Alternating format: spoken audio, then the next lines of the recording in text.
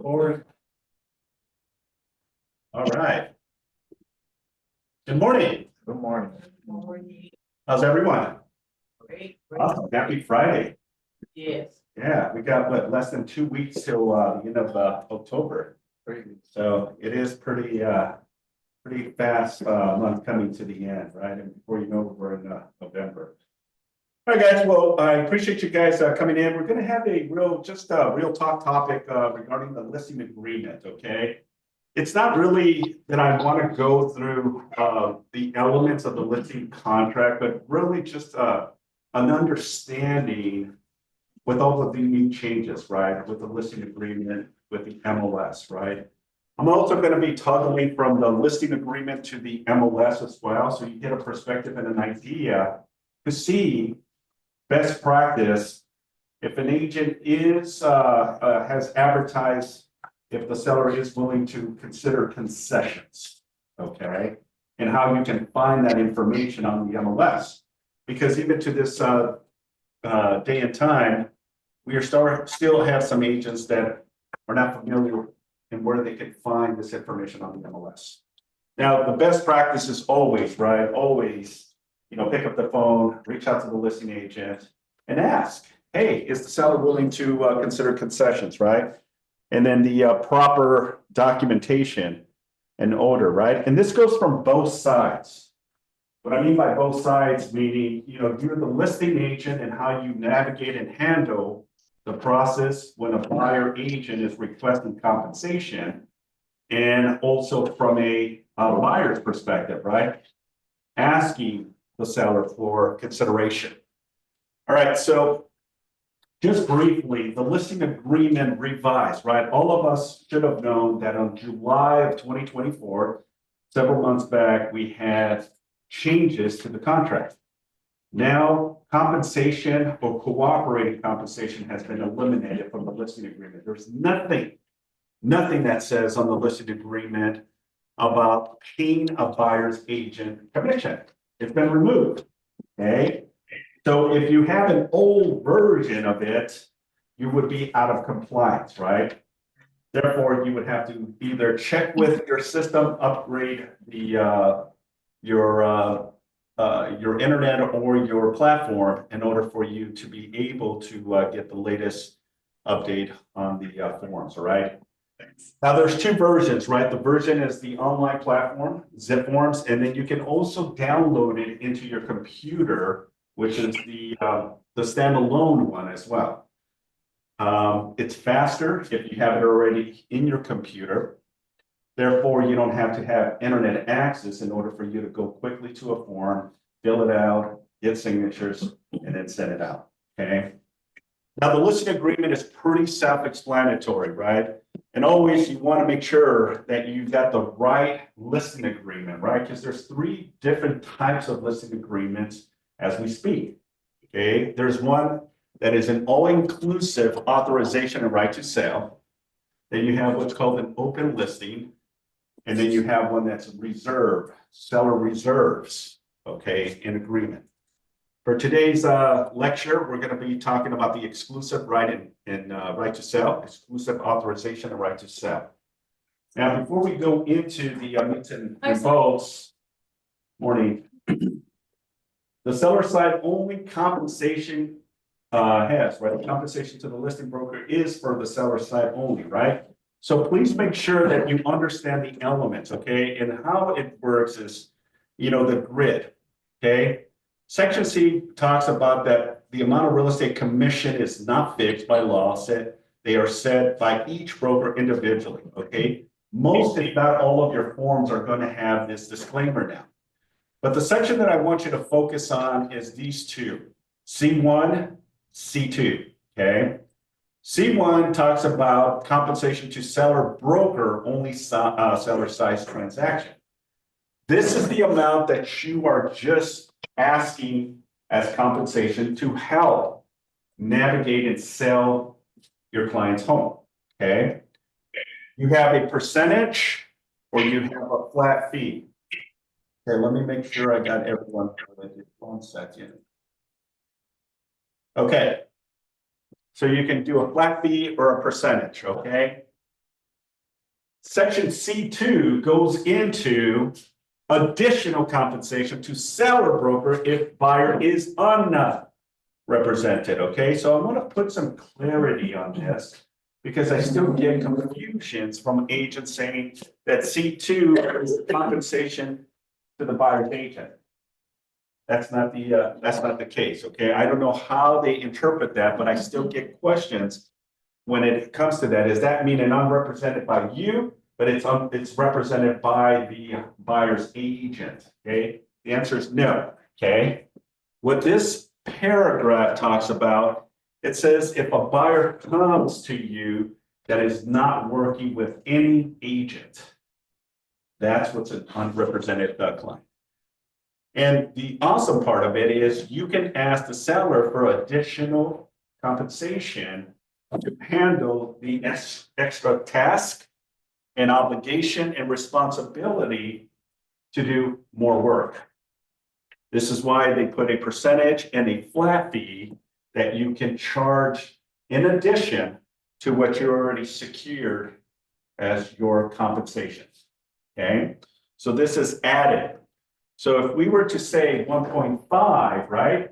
You're saying to the seller is if I represent you, and then I also handle a unrepresented buyer, I will be compensated in addition to the 3%, 1.5%, for a total of 4.5%.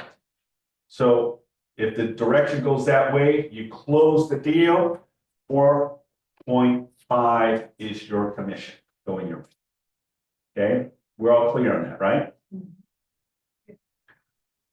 There is no line for cooperating compensation anymore. There's no line in the listing intended for the cooperating compensation. So there's nothing here that says anything what used to be, right? Back in the day, okay, just several months back, it used to have total commission and then what we would pay a buyer's agent. This is no longer part of this agreement, okay? This is just you and yourself and I, right? That's it. All right, so I want to make sure we're clear that C1 and C2. Now, I also want to reference, because it also puts some clarity, is we're going to go to section 4B, okay? 4B, and then we'll go to 4C, okay? Then it gives you a little bit more of an illustration of what those components mean. So if we go to 4B, it says compensation to broker. Seller agrees to pay to broker a compensation for services under this agreement in the amount specified, okay? The amount specified is what? 3%, right? Okay. Now, section C says optional. Optional, it means it's option, right? Doesn't necessarily mean you have to put something, but it's optional. My way of looking at it, have a conversation with the seller and get that extra compensation if you can. Obviously, you got to explain it to the seller and how that works.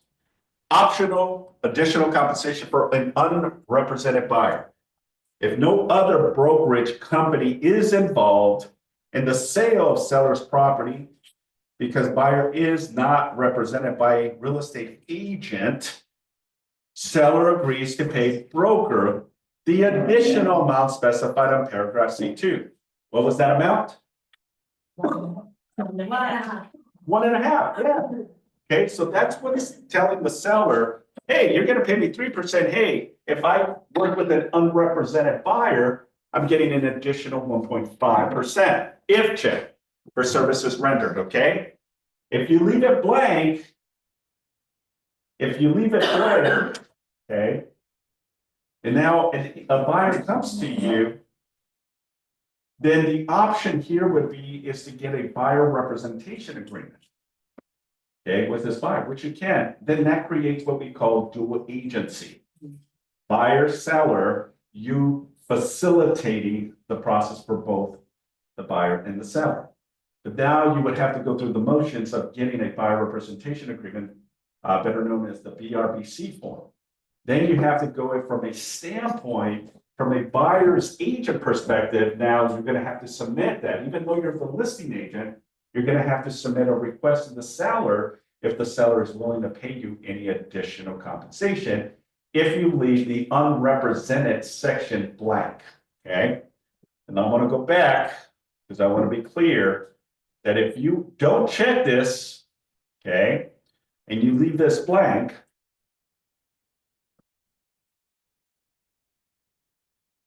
and that buyer comes saying he or she or they want to submit an offer and you end up working with them, then this will not apply to you. Okay. Now, the way you apply this is having a BRBC, buyer representation agreement. Okay. So we're all clear on this. Yes. Okay. I want to now toggle from here and go into the MLS. Everyone on Zoom, can you see the MLS? Can I get someone to say yes? Do you see the MLS? I don't see it, Simon. I see the contract, I think, is still up. No, we don't. Okay. Okay, let me pause. Thank you. Oh, Emilio, it's you, bro. Thank you. Awesome, bro. All right, so let's try this one more time again. Now, do you see the MLS? Yes. Okay, perfect. Okay, so this is our standard CR MLS, right? Thank you, Mimi. All right, so when you're navigating the multiple listing service, right, you're going to go active. You may put a city, right? And we can pick any city. I'll just use it for the sake of argument today. City of Torrance, right? Some reason there's a delay on my computer. So let's see. All right, so we're doing City of Torrance. We are doing single family. Whoa, this is a little different than my MLS. So City of Torrance, right? It shows that it has 124 matches, right? So we're going to click on here, go through the search. Okay. We're going to go full agent. And now we're going to see all of the information, right? Characteristics of the property, right? How many bedrooms? What's the square footage? What's the lot size? Let me go back into single family. Okay, we'll use this one as an example. Okay, so 1302, 222nd Street, West Torrance. Okay, it's a 2-bedroom, 1-bath, 1,057 on a 5660 lot size. Home was built in 1952. Just came on the market one day. Okay. You also want to see if there's any additional supplements. Sometimes you have to watch this section because there may have additional supplement that the agent may put. You also want to reference to see, are they hosting an open house?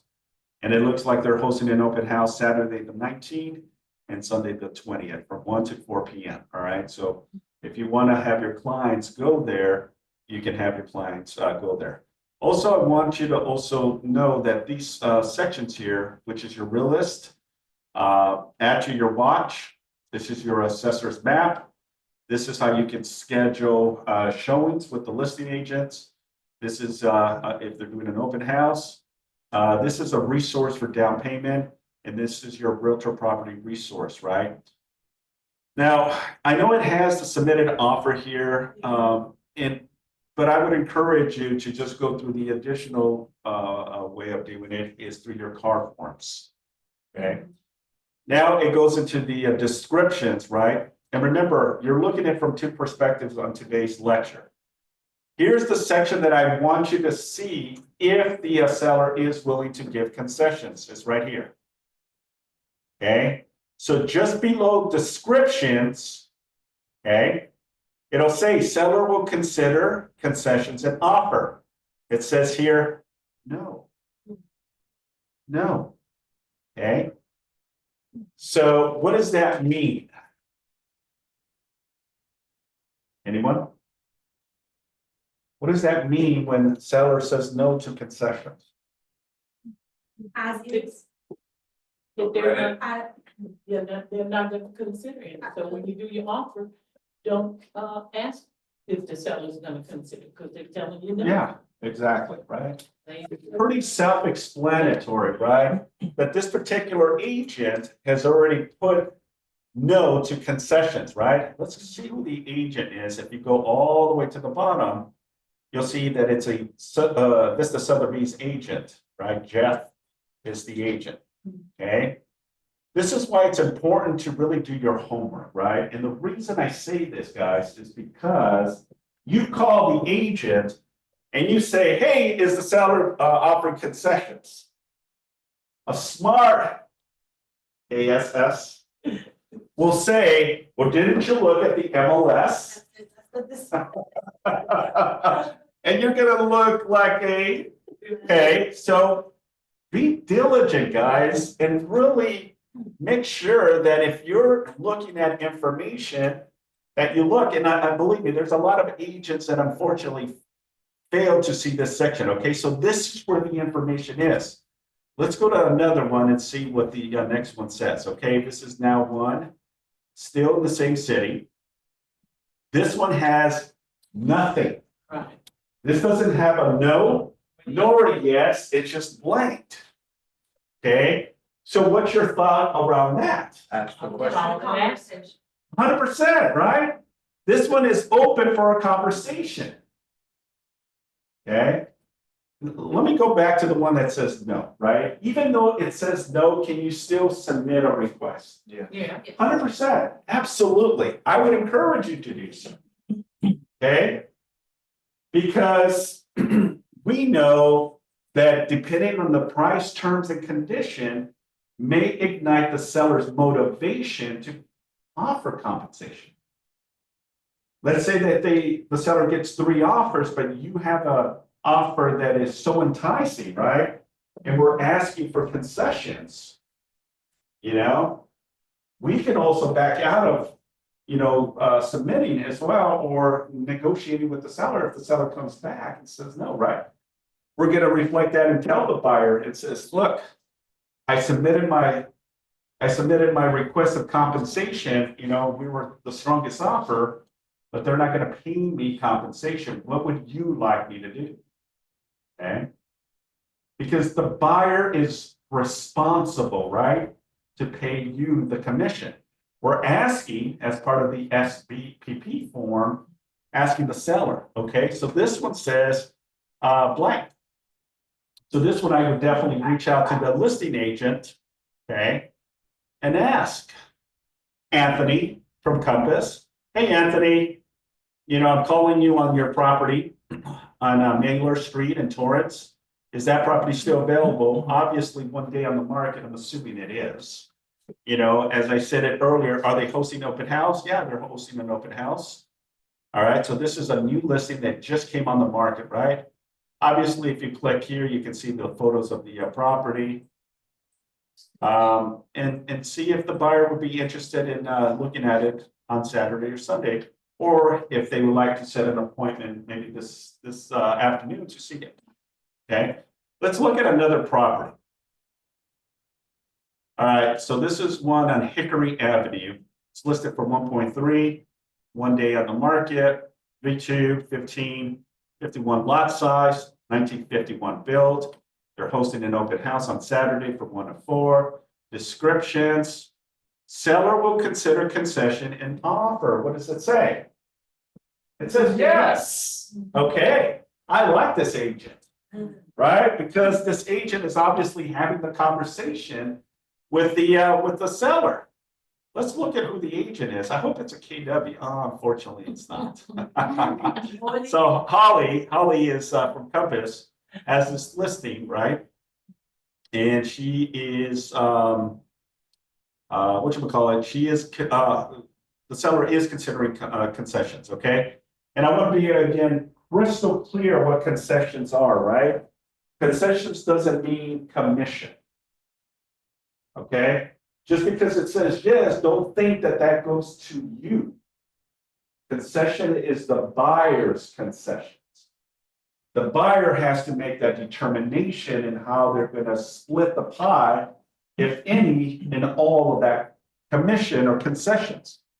Okay, it doesn't tell me the percentage, right? And if I look at anything on the description, I'm going to tell you There's nothing on here that's gonna say anything about a percentage, because it's a violation. I can look at showing instructions, I can look at agent remarks, private remarks.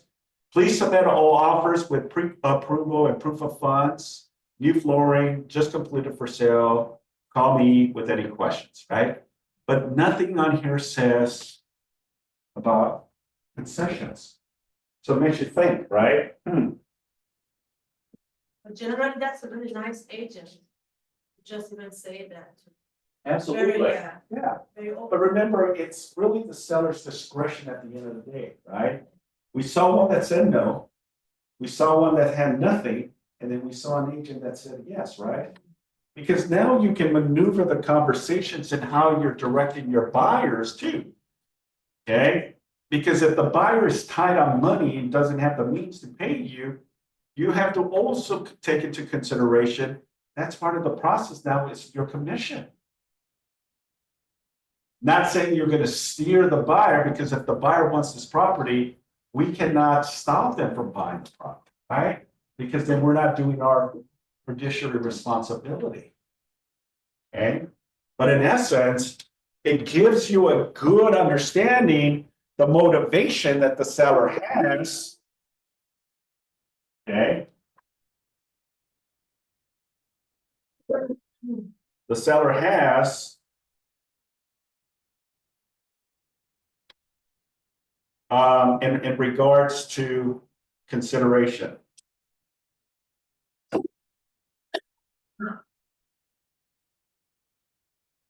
Okay.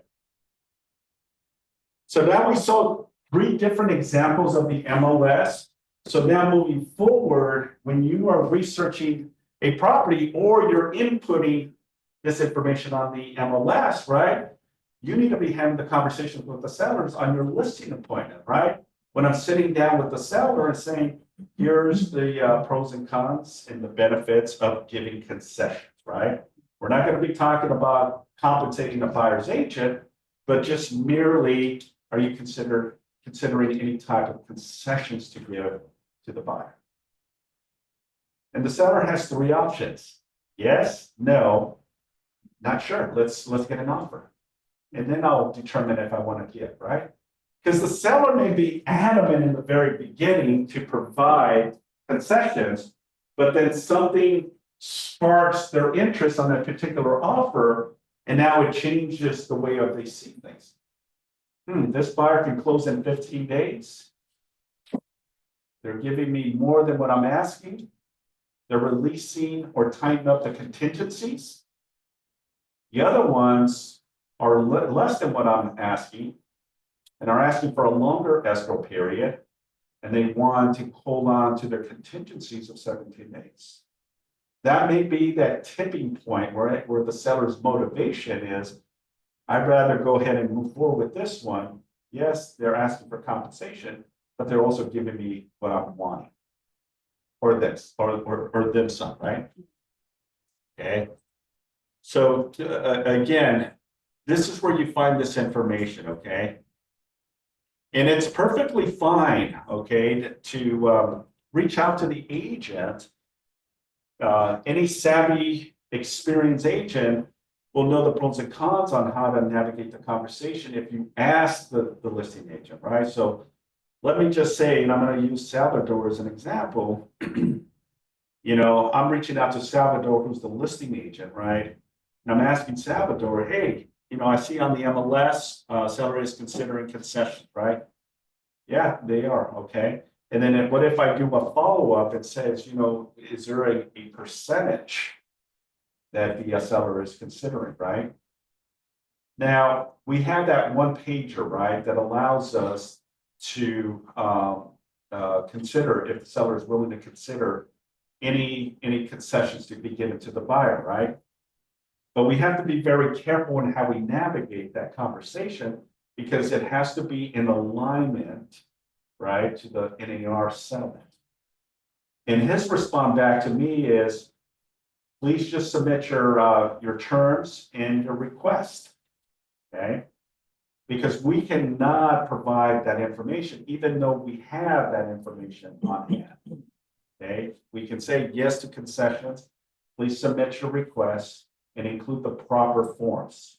That's gonna be coming out of Salvador's mouth to me, okay? So now when I'm drafting the purchase agreement, right? I'm gonna submit my request under G3, right, the SBPP form. And I'm also gonna have a buyer representation agreement if the listing agent requests a copy of it. Because the BRBC has to coincide to what the SBB form says. And if there's a discrepancy, okay, then I need to modify whatever my BRBC says. Okay? So for example, right, I'm gonna shoot for the stars. I'm gonna request 3%. On my buyer representation agreement, I'm gonna put 3%. Okay? And then I'm gonna check on the purchase agreement under G3, the SBPB form saying 3%. With the offer, all of the disclosures, proof of funds, pre-approval letter, and the SBPP form, I'm gonna send it to the listing agent for consideration, right? In hopes that the seller will accept, right? The seller has those three options, right? And that means anything in regards to the offer and also concessions, okay? The seller is going to receive the offers, the agent and the seller are going to sit down and discuss. Let's say it's two offers, right? It's your offer and it's another offer coming in, right? And the listing agent is going to sit down and go through the pros and cons, okay? This is the offer from a KW agent. This is from a Section 21 agent, right?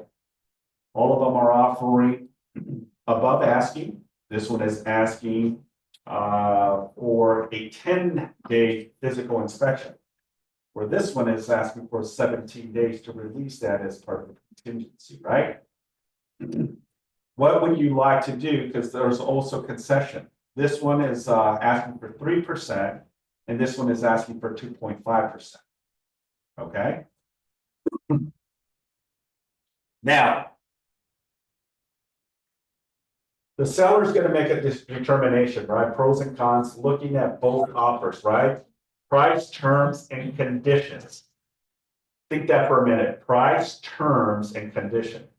We know what the price is, we know what the terms are, and we know what the conditions are. Now the seller has to give us a decision on what they want to do. The seller now can come back and say, can do three things. They can accept, they can counter, or they can reject. Okay, we're all on the same page. Counter, accept, or reject. Well, I said that there was two offers, right? Two offers. Okay, so in my opinion, I believe that the seller is going to counter both. And part of that countering perspective is, let's see who is really serious and really wants this property.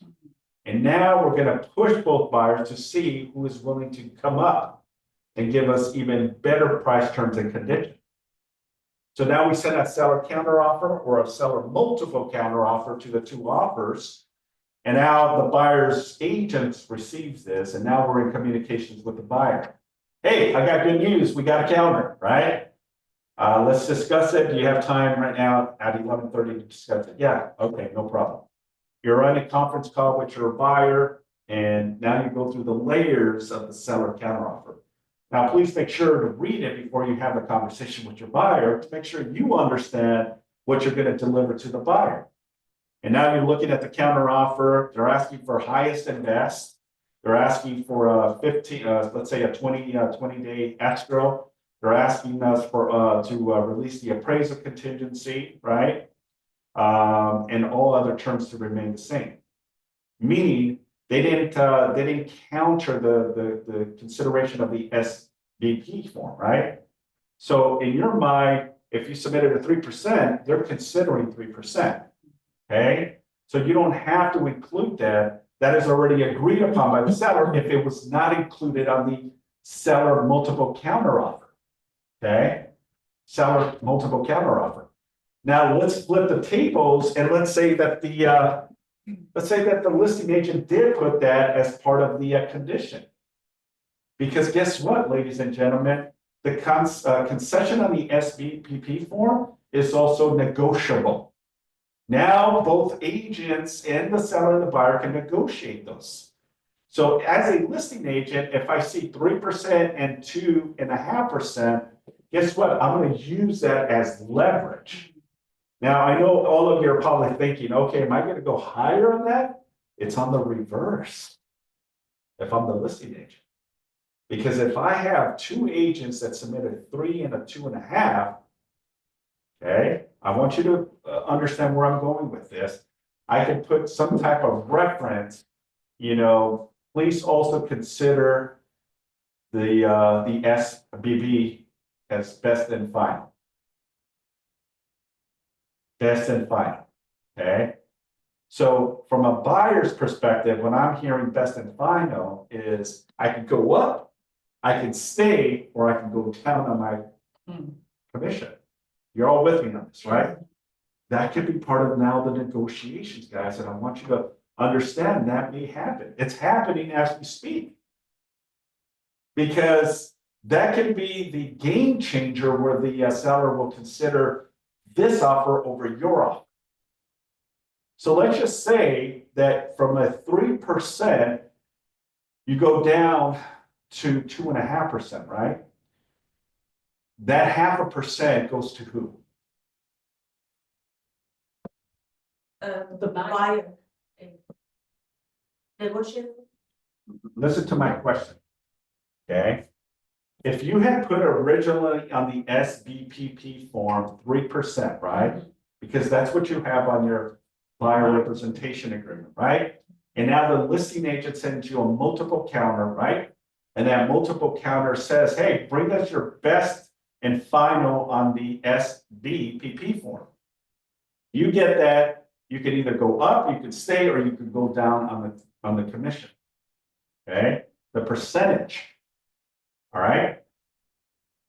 So let's say that you submitted a 3, but now you're sending a buyer counter offer, reducing your commission from 3 to 2.5. My question, that 0.5% that you reduced it, where does that money go to? Back to the seller. That's correct. Okay. It's part of the seller's proceeds. They're getting more money now. Remember, it's about the net. Okay, it's all about the net. The net, the net, the net. Okay, so you got to use reverse engineering. Okay, and reverse engineering means what is the net that the seller is going to earn if I do this, right? Or if I do that. And I'm only talking about the consideration of commission, which is the concession component that the buyer is obligated to pay, okay? So that can now be part of the equation in conversation when negotiations happen on price terms and conditions. You all with me on that? Okay, so looking at the bigger picture, let's say that you do reduce your consideration from 3 to 2.5, right? Now you submit your counter back and your offer does get accepted, okay? So when you open escrow now, folks, okay, when you open escrow, right? Now escrow and the escrow officer are going to see that there was a modification. Originally you submitted a 3%, but there was a counter offer sent to bring us your best and final, right? And best and final can be price, okay? And best and final can also be your consideration of your commission. Okay, so I want you to think and be in the mindful perspective in how you approach this. Because best and final doesn't mean going up sometimes. It may mean coming down in the consideration of compensation. Because the seller is looking at all offers, right? And because now it's not stamped on the MLS, right? It's not, you can't see what the compensation is. We're going in kind of blindsided here with that request. Consider concessions as part of a request of repairs. Okay, that's what concessions are now. It's like negotiating request of repairs.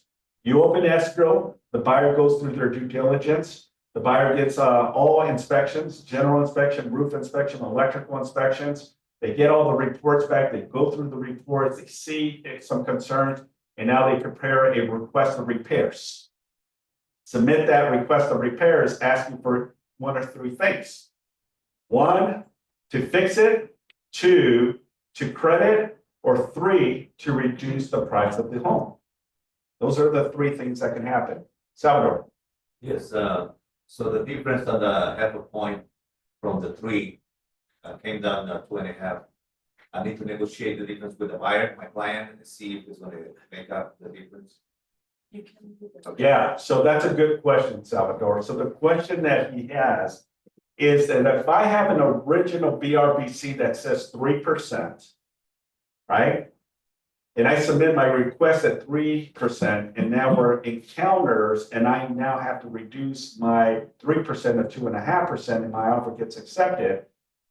There is going to be a discrepancy, right? And that discrepancy, the discrepancy is that you still have a BRBC that says 3%, but you went into contract at 2.5%. Now, the question here, okay, and I want to also position that because this is a great conversation is, who would be responsible, if any, for that difference? Buyer. Yeah. If you bill it. Yeah. Wow, you're right. Even though you're negotiating with the listing agent and the seller, and you agree to they accept it at 2.5 because that's what you put, but you still have a BRBC that says 3%. Guess what? The difference that you're losing can be picked up by the buyer on the purchase. They can afford it. Yeah. Now the buyer is only obligated, not the 3%, because the 2.5 is already being paid by the seller. 0.5% is now the responsibility of the buyer if you choose to. Okay, you don't have to, it's not obligated, but it is technically your commission. So if once he signed it, and he says technically that means he shouldn't pay you, right, the buyer? Well, I want you to look at it from all perspectives, right? Did you- For full transparency, okay? Full transparency, right? Yeah. Because when you're having a conversation with the buyer's agent, right? Or excuse me, with the buyer, and you're sitting down and going through the pros and cons of the process, right? And now you're ready to sign a buyer representation agreement, you're putting 3%. The paperwork says that the buyer is responsible to pay you the 3%. But there's also specific language that says that if anyone other than the buyer credits you, then that eliminates the buyer's responsibility to pay you commission. Okay. Now, this one is a very unique scenario because what I said was 3%, you negotiated, and ultimately you had to come down on your commission from 3 to 2.5%. There's still that 0.5% remaining, right? Yes, you can tag it on to the buyer to pay you to come in with the difference to close the deal, or you can squash it. Say, look, Mr. and Mrs. Buyer, I'm fine with the 2.5%. You don't have to pay me that amount. Now, if that's the case, and you're not going to charge the additional 0.5% to the buyer, then you must modify your BRBC. There's a form, and it's the MTBRN, I think. It's a modification of the buyer representation. Okay. I don't know on top of my head the acronym, but there's a modification of buyer representation agreement. So if that's the case, and you're going to go into escrow, okay, right? Yes. Into escrow at 2.5%, then you're not going to ask the buyer to come in with the additional 0.5%. Then you're going to sign and have the buyer also sign the modification of buyer representation agreement, and you're going to reduce it from 3 to 2.5. Now you're in alignment with your obligations to open escrow, but also it eliminates the buyer from paying you the difference. Okay, that is optional. Okay. But if you're a great agent, the buyer sees a lot of value and they're willing to pay you the additional amounts, then by all means, both parties can pay. Both the seller and the buyer. But this is why on the BRBC, you gotta go high instead of low. Because this can hurt you, and this can be in the reverse if the BRBC shows 1%, because you know that the buyer doesn't have the means to pay you. Remember, at the end of the day, it's about having the conversation, letting the buyer know the transparency of what your intentions are. Okay, and when you deliver that, then it makes it easier for the buyer to comprehend and understand that they are responsible now moving forward with all these changes. But it also, and to take into consideration the importance and why the MLS is crucial to do your research. Is the seller considering concessions? Yes, no, or it's blank. A blank means that the listing agent either didn't acknowledge it, or didn't have a conversation with the seller, or left it neutral. Throw us an offer and we'll consider it. It's not a yes or it's not a no, it's a maybe. So if you see blank seller concession offering blank, then it's a maybe. Submit it anyways. Now, even though, and let's go back to the previous. Okay, this one, right? The one that said no to concessions, right? This one. All right.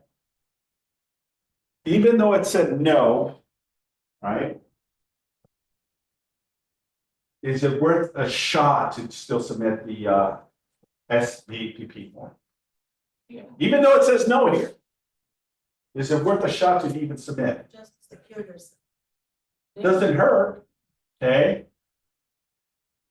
Because remember, this is kind of the same way as I see it when it comes to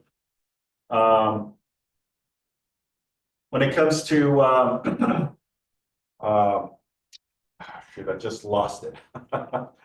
When it comes to that, what was I gonna say? Well, if I remember, I'll let you know. Even though it's the listing agent puts no on there, it's a gamble, right?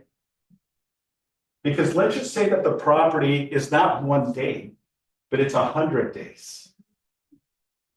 Look at all of the consideration and options, right? 1 day, I get it. 100 days, they may be desperate to want to sell. Okay. And maybe it was because they put no, seller is not considering, agents are not showing those properties. Just saying, I'm just saying. Okay. Go back to the times when commissions were negotiated between agents, right? And we received 1% on the MLS. There's a lot of agents that would, next. They were looking for the 2.5%, 3% or more. Just saying, okay? Now, it's not our job to steer our clients, right? Remember, you have an ethical position to uphold, right? If the buyer wants to see it, you have to provide that, right? That's why you have a written agreement with them. Okay? But the buyer and the agent also have options. So, and I'm going to explain what those options are, right? Because let's say that you did submit an offer on this property, right? And you still submitted, even though the seller says no to concessions, you submit and take that gamble, right? 3 things can happen, right? Even though it says no, and the agent may call you, hey, Simon, what the heck? Why did you send me the SVB form when I strictly put it on the MLS that the seller is not considering concessions? What is your response to that?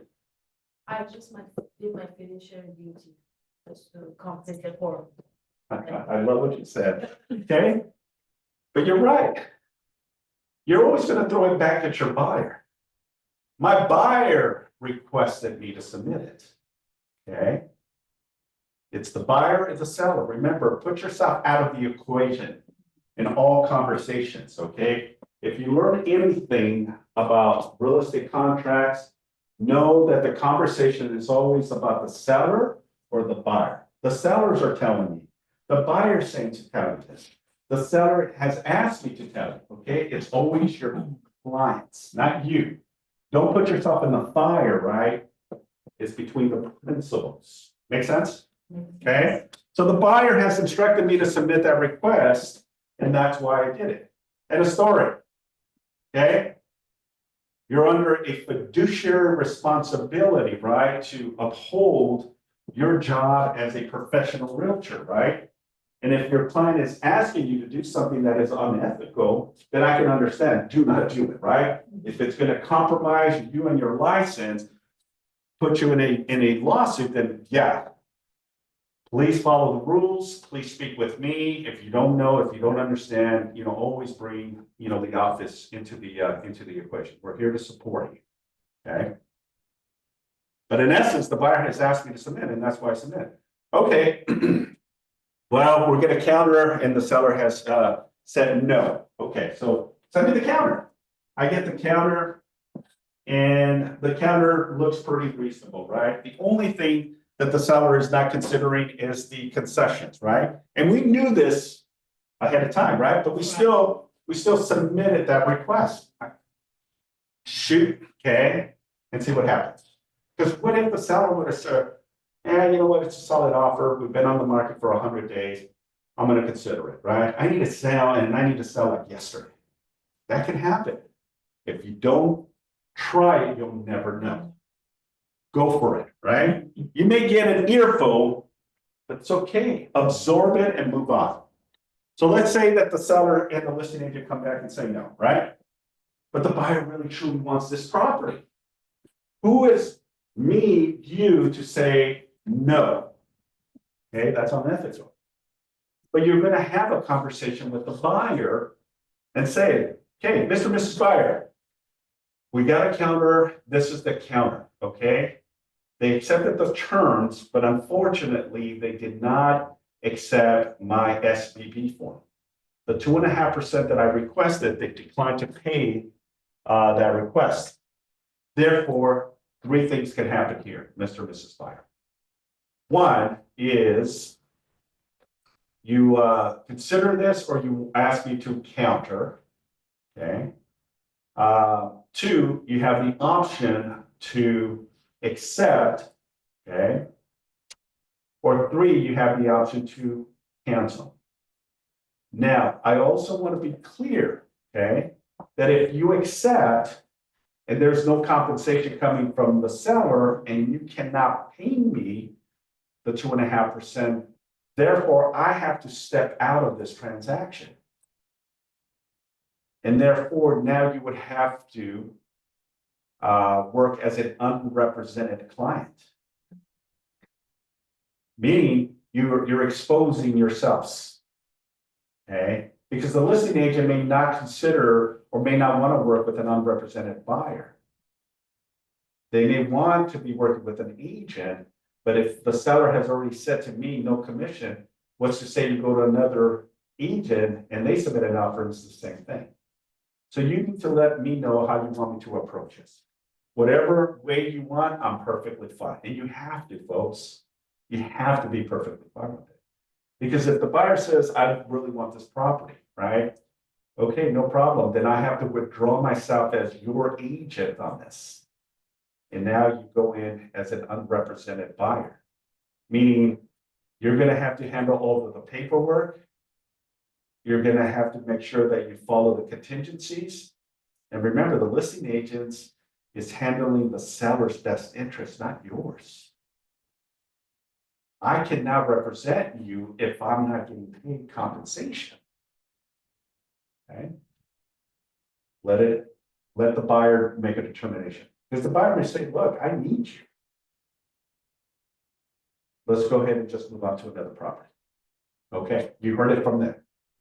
You cannot influence, you cannot steer them, you cannot navigate. It has to come. You give them all the options, and then they tell you what they want to do. Yes, no, cancel. Or it's the same thing, right? Yes or cancel, I should say. Salvador, question. Yes, if I'm the seller agent and happen to confront a situation like that, where, I find out that maybe the agent, buyer's agent tell me, you know what? I'm not getting anything from my client and if that's gonna move forward, or he wants to move forward, but, I can't continue. I'm the seller's agent. And I have completed on the form that if I accept a buyer and represent the buyer, which is this client is going to be, can I, as a buyer agent, can I take over? I'm not sure if I understand the The, question. Okay, so So you're the listing agent? I'm the listing agent and I find out that the offer, the Yeah. agent, So- is not moving forward with him. Can I Yeah. take over? Yeah, so the question is, you're the listing agent. An agent submitted a request, right? Now, this is where it gets a little tricky, right? Because the BRBC form has specific language, right? And I still haven't come across the scenario, but let's just say, let's give it this example, right? The buyer wants the property. You have to step out because none of the parties are providing concessions, right? No one is gonna pay you a commission. So now, one thing, you step out, but you also remember, okay? You gotta remember that on the buyer representation agreement, there's a stipulation in there that says if we terminate the agreement, right? And you now come back and buy something, that we're still entitled to some type of compensation. So it kind of defeats the purpose here, is like, hey, the buyer doesn't have the means or is not willing, the seller's not willing to pay, but they want to buy the property, we back out. The buyer now is an unrepresented buyer, but we showed them and we negotiated, we just had to pull ourselves. But the BRBC says that if the agreement has to terminate, that if a buyer has been shown a property or broker involved, that the buyer agent is still entitled to compensation. Okay? Here's the problem with that, right? And I'm looking at it from all scenarios because that could happen. Can the agent, you as the buyer's agent, go after damages? The answer is yes, you can. But in essence, are you really truly going to do that? Because if that was the case, then this is why you need to set the expectation from the very beginning. Does the buyer really have the means to pay you if the seller doesn't? Okay? Because if the buyer does have the means, then you need to position yourself and really say, look, if no one else pays me, then I need to know if you're going to be able to pay me. Because you do have the right after that happens, right, to go after compensation.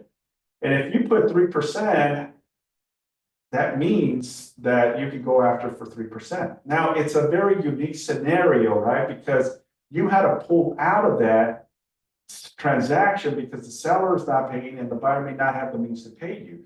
You use that as a tactic to try to get the most potential that you get from the seller, that knowing that even though I throw a 3%, it may come back at 2 or 2.5%, and I'm okay with that. But because the seller said no to this, then you have to kind of set the tone and how you can navigate it. Option one, okay? Have the conversation with the listing agent and say, hey, Salvador, unfortunately, after we got the seller counteroffer, seller is not paying concessions. I therefore have to step out of this transaction. My buyer wants to go in as an unrepresented. Would you pay me a referral? A referral, okay? The listing agent may say, I secured an additional 1.5% as an unrepresented consideration. Okay, so that 1.5% consideration, the agent has to facilitate that transaction, but at the end can send you a referral for that 1.5%. You're not involved in the transaction. Okay, you're not involved. The agent representing the seller, also facilitating the unrepresented client of yours, may also consider giving you, and again, I say may consider giving you that amount as a referral. But you need to have that conversation. And that's where I go back to section C, right, of the listing agreement. And let's go back to, let's see here, 1 second, let me pause for 1 minute, go back to share, go back here, share my, okay? So we go back, to the listing agreement, right? And the listing agreement says here, if you check, right? So if you're the listing agent and you check this and then put 1.5, okay? Somebody said it's taking it 135. Yeah, not that, Not, 1.5. I'll take that. Please, Simon. Yeah, it's not putting the point, sorry. There we go, okay. So if I'm the listing agent, and I was able to secure that 1.5%, right? Therefore, I can use that as a lever and a leverage if I now have to, and doesn't mean I have to give all this to the buyer agent that ultimately had to step out of the transaction, right? Because the buyer nor the seller was willing, but what's to say that the listing agent, okay, even though it's not considered, negotiating commissions, the agent is just referring that client now. And if you have a referral agreement in place, he says, look, I can't do 1.5, but I'll do 1% as a referral to you. And then I'll help close the deal. Okay, That's where the agent will send you the form of the referral. either the agent or you do it, Oh. okay, because you already have the agent's information. Okay. So I'm having the conversation, Salvador, okay, the seller says, no, the buyer doesn't have the means, can you handle the unrepresented client, close it because they really want the place? And then I step out, but just give me a referral. Oh. Yeah, I have no problem with giving you a referral. And I can ask, do you have an amount from the listing for a non-represented client? Yeah, I have 1.5. I says, okay, well, you're willing to give 1.5%. I won't do 1.5, but I'll do, because I have to do extra work, but I'll give you 1 point. You don't do anything and you still collect a 1%. Okay, buyer's happy, the seller's happy, the listing agent is happy, and you also are happy because you got something. Something is better than nothing, right? Because ultimately you're out of the equation. If that scenario happens, you still get something. Yeah. Okay. I hope that kind of answers your question. Sure did. Any other questions regarding this particular scenario? I don't see anything on chat. Okay. So again, it's important for all of you just to read. Again, today was really more of a talking point, not necessarily going through the listing agreement. I've done videos in the past on the listing agreement. Please make sure to go into it, read every paragraph. There's a lot of language in here. And if you don't know, please reach out. We're here to help. We're here to support. Also, one of the great resources that I use a lot is YouTube. Okay, YouTube is a great resource where you just type in the current listing agreement and there's talking points because it's very generic, right? Because it really just goes back to the content of the material. And there may be something in here that you just don't get clear to understand. You can always call legal hotline, right? Call CRA, CAR, and ask for, question and answer through our legal team. Okay, that's why you have the member services through CAR Legal. They'll be more than happy. That's what they do on a regular basis every single day is go through, all of the forms. Okay. With that being said, any final thoughts, questions, concerns before we finish? And I want to finish and respect your time. I am showing 11:30. I thank you all. Appreciate you. Be safe. Have a wonderful weekend, and we will see you on the next.